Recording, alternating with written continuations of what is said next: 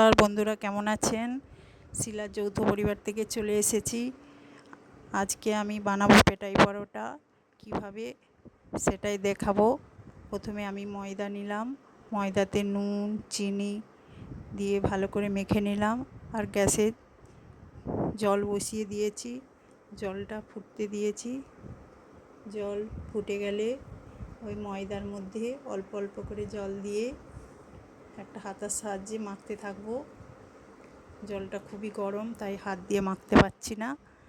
ওই হাতা দিয়ে 2-3 মিনিট ধরে মাখতে থাকবো। যখন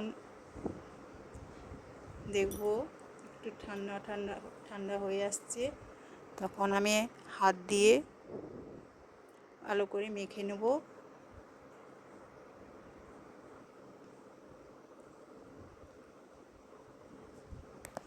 এবার এই হাতে 1 চামচ তেল দিয়ে ভালো করে মেখে নেব।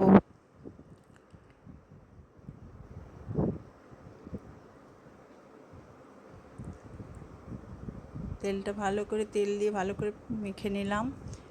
এবার আমি এই ময়দার ডোটাকে ভালো করে ছোট ছোট করে লিচির আকারে কেটে নেব। নিয়ে 2 হাতের সাহায্যে ভালো করে লিচিগুলোকে গোল গোল করে নিলাম। এবার বেলন চাকিতে এই একটা একটা করে পাতলা পাতলা করে এই পরোটাগুলোকে বেলে নেব, এবং যতটা সম্ভব পাতলা করতে হবে।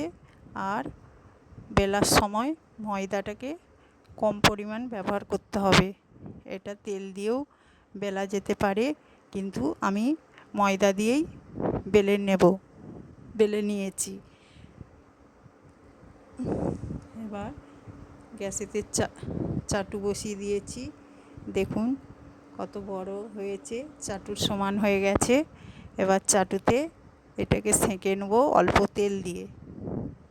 ছাঁকার পর হাত দিয়ে চাপড়ে পেটাই করে নিতে হবে। নেওয়ার পর এই দেখুন আমার হয়ে গেল পেটাই পরোটা।